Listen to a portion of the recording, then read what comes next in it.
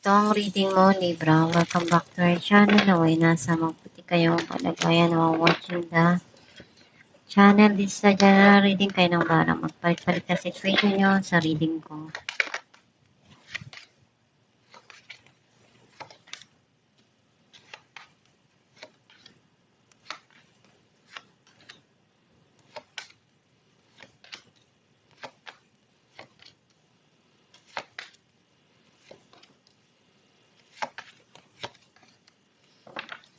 The bottom of the deck, the star. Feel like ang nasisense ko na energy mo. Nakita ko na pinupunuan mo kung ano yung kaya mo sa bawat sitwasyon na dumarating sa buhay mo.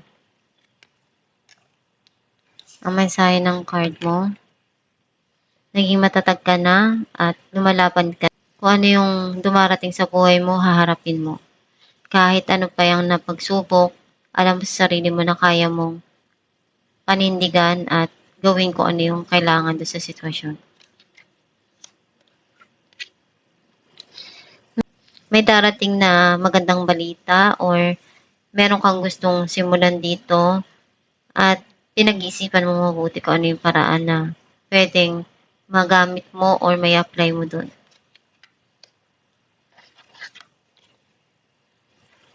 Marami ka pang gustong marating sa buhay at ano yung mga plano mo, maigi na inaalam mo at pinag-aaralan mo kung ano yung magagawa mo para maabot yung mga pangarap mo sa buhay. Meron ditong abundance na darating or celebration. Some of you, unti-unti nang nagkakaroon ng stability either sa relationship or sa financial.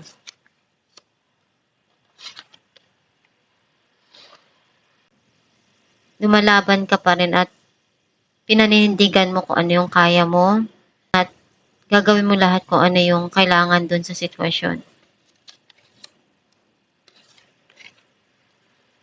Kung merong pagkakamali, itatama mo at sasabihin mo kung ano yung kailangan na sabihin dun. Or meron darating na communication or may tao na gustong kumausap sa'yo.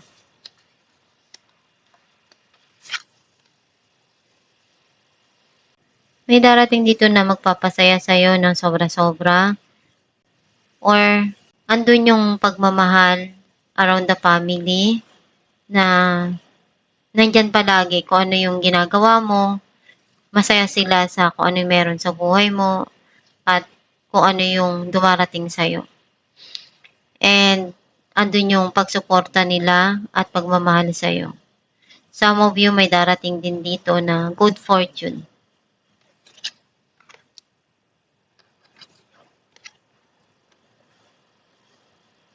Nag-uumapaw na pagmamahal. Pagmamahal na binibigay mo or binibigay sa'yo. Kung ano yung sa tingin mo kulang, pinupunuan mo. At ikaw na yung nagbibigay nun doon sa mga tao na alam mong minamahal ka kahit ano yung mangyari. Clarify natin strength. 7 of Pentacles and 7 of Wands. Kung ano yung kaya mo, binibigay mo. Kahit pa walang kapalit. Ang mahalaga sa'yo, nagbigay ka. Clarify natin ang 2 of Wands. Queen of Swords and Page of Wands. May good news dito na darating na matagal mo na hinihintay. Clarify natin ang 7 of Wands. The Hangman and Ace of Wands. Hindi mo alam kung paano mo sisimulan yung isang bagay. Kasi feeling mo, hindi ka pa handa. Or may mga bagay kang kailangan pagdesisyonan pagdating sa mga dumarating sa buhay mo. And alam mo naman kung ano yung kailangan doon. Kapag nakapagsimula ka, gusto mo tuloy-tuloy. Clarify natin ang 10 of Cups.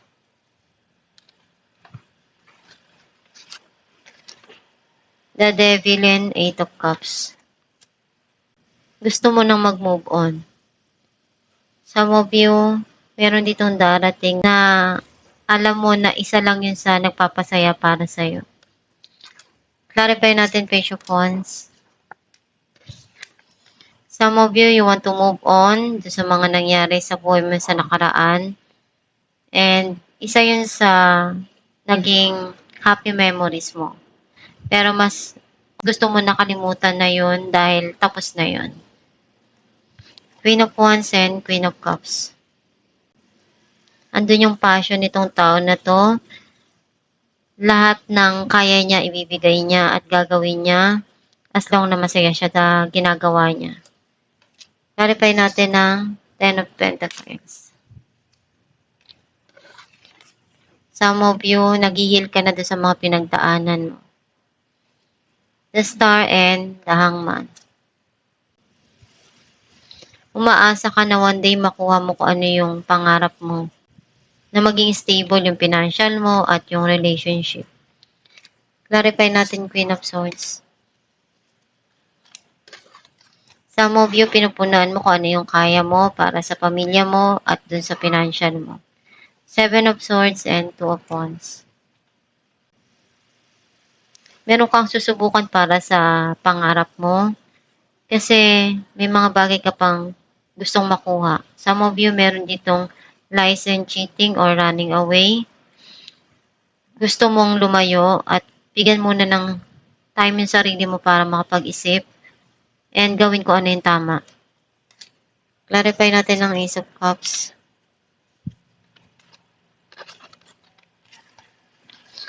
Six of Cups and Six of Cups. Meron ditong tao sa past mo na gustong bumalik sa buhay mo. And gusto niya ipakita yung pagmamahal na nararamdaman niya. Some of yan dun yung pagmamahal mo sa anak mo or sa pamilya mo na gusto mong ipakita. Or may mga bagay ka dito na gustong ibigay or mahalaga sa'yo nakakatulong sa mga mahal mo sa buhay at may bibigay kung ano yung pangangailangan nila. Kasi isa yun sa nagpapasaya para sa'yo kung ano yung naibibigay mo sa kanila. Alamin natin kung ano mensahe para sa'yo.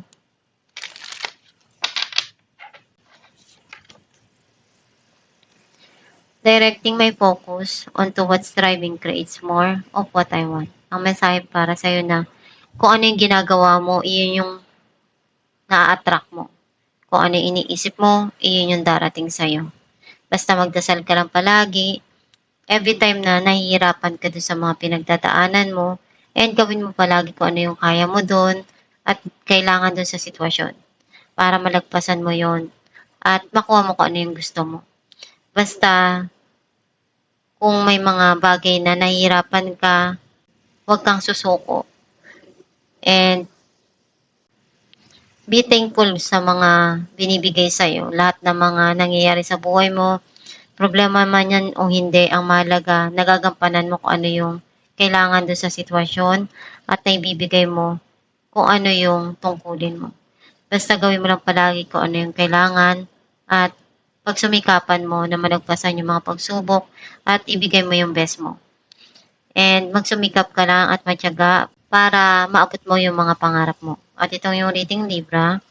Kung nakaresonate ka, kindly comment down below. Thank you for watching.